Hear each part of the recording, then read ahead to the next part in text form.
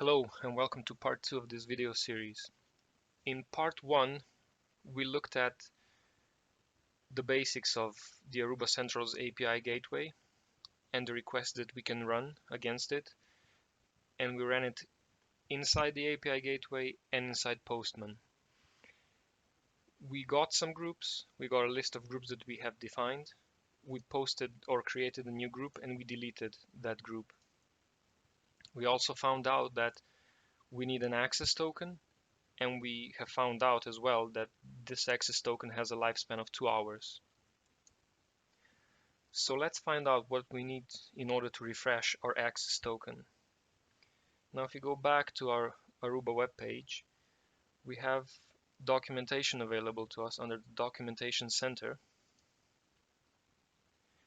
And here we have API Gateway Automation Guide, and if we click it, we are taken to that document. Now the document has 5 steps, and we have already taken care of steps 1 through 4. So when we created our token under the API gateway,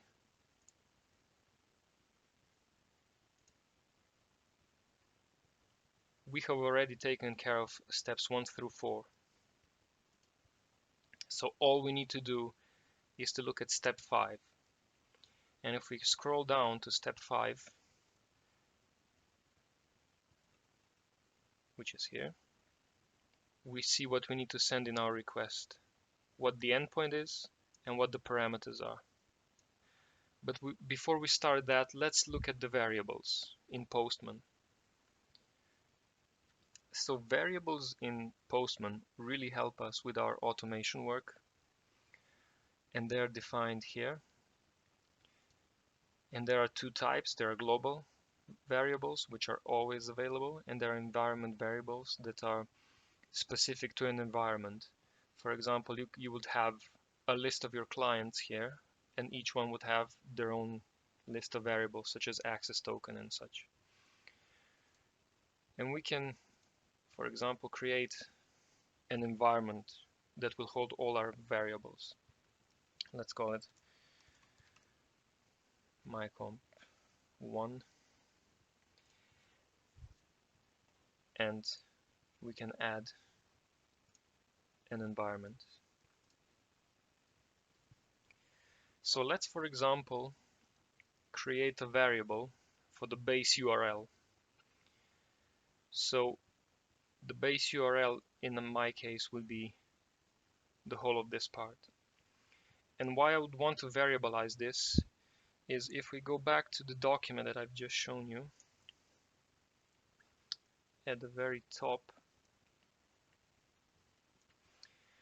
there's a list of regions here, and depending on where your customers are, you would use that region. But you can have customers in many regions, or even if you have a customer only in one region, you can have that as a variable in all your requests. And then whenever you have a customer in another region, you would just change that variable for that customer and set it as a new environment in Postman. So let's create a variable called base URL, and it would have this value. Let's update our environment, and now we can see that we have one variable defined here. We can now replace our base URL with the variable. You put the variables in squarely brackets, and when they have this amber orange color, you know that there is a variable that exists somewhere that will be populated here. If you make a mistake here, you can see that the variable is in red and you have a warning for that. So this, if we, for example, run this now, we of course get an error because we haven't refreshed the token. But if you look at the console down below, you can see that the request is still EU API Gateway. So let's save this request and let's put the base URL into other requests now as well. Save.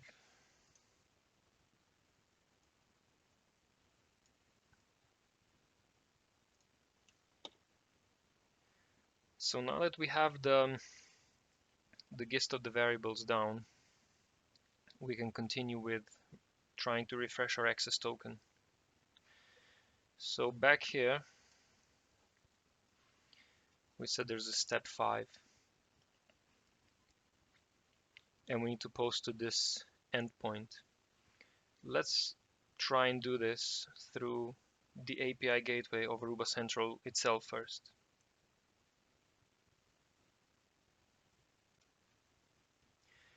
So in the API gateway, this is where we were before when we were creating groups and deleting them.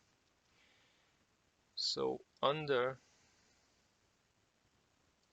this menu, we have the refresh API token, and you can see it takes us to one endpoint. And here we can see what is required. So we require a client ID, client secret, and the refresh token. The grant type is set to refresh token. It will always be refresh token. And the same is written in the document. So we need to populate these fields to be able to refresh our access token. And these fields are available here if we go back to our web page and go to account home under API gateway, where we created our token. We can see that we have the client ID here, client secret, and then here, when we download this token, we have the refresh token here. So let's copy all of this out. So the refresh token goes here. We have to resize a bit here. It's not very user-friendly, this, but it also shows the power of doing this via Postman rather than doing it via the API gateway. And we'll see in a bit how easy it is.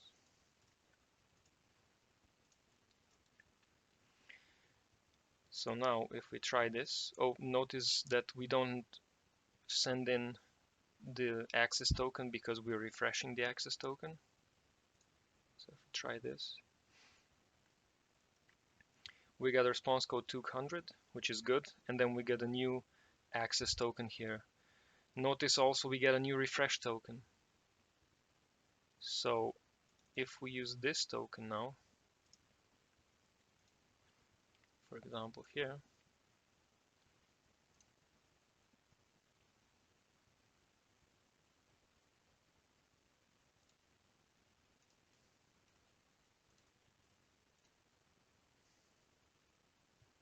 this is the same that we did before, just the token has changed.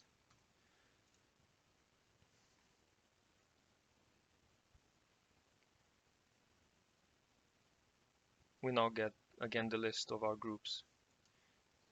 And it would be the same if we go back here and change this token here with the new one. So now if we get the list of APs, groups, we get again a working environment. Now this will again expire in 2 hours. So we need to define a new request in Postman in order to be able to refresh our token. So let's go about doing that. So in order to do that,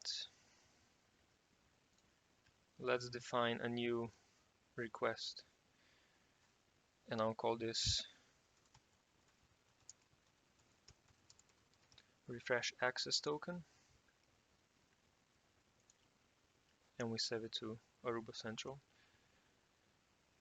It will be a post to our base URL, and you can see that Postman will give me a hint, and then we need to copy in the endpoint either from the API gateway or the document, whichever suits you.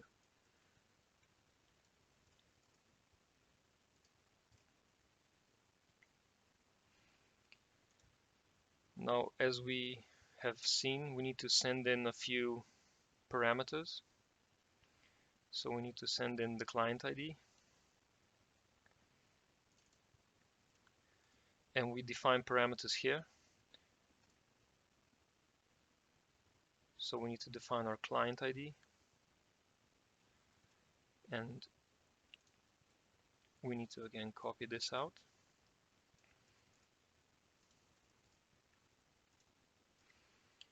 We need to define the ground type, which will be the refresh token. We need the client secret,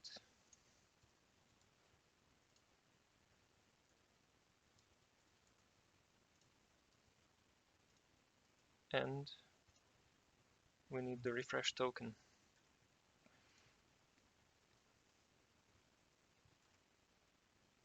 which we get from here.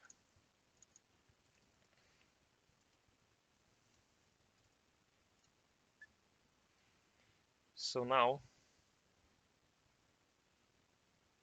we can save this, and we can send the request.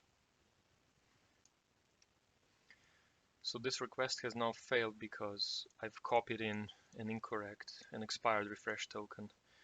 So we need to go back to our API gateway and download the token that has been refreshed, because we've done it via the API gateway.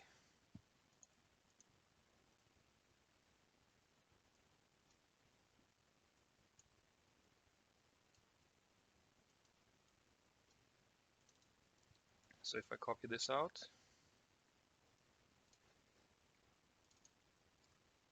put it in here, now I have the new access token and the new refresh token. And as I said, be mindful that the refresh token changes again. So if I send this request again, I again get the same error as before. So I have to copy in the new token to send in the request, so that I get a new refresh token and a new access token. So let's now do something. Let's variabilize all of these variables here except for the refresh token one. So let's add client ID. Let's add client secret and refresh token here as variables. I'm gonna go back here and copy all this out again. So the client ID, client secret,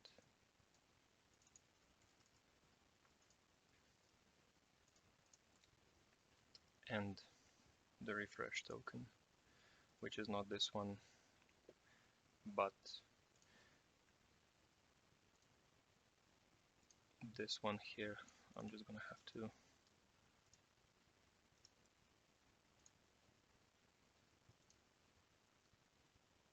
let's just do it here. So now we have these variables here. So what we can simply do is get rid of this and get the client ID variable, client secret variable, and the refresh token variable. And if we send this now, this should work or not, because again, I've forgotten to copy out the new refresh token. But why this is a good idea is because, again, you can have many clients here, and each one will have their own client ID, client secret, and the refresh and access tokens then generated. And you can simply switch between environments and run same requests for different client devices. So let's finish off this video now, because I don't like long videos, and we'll make part 3 where we will play with scripting in Postman and how we can dynamically refresh the refresh and access tokens so that this will never fail.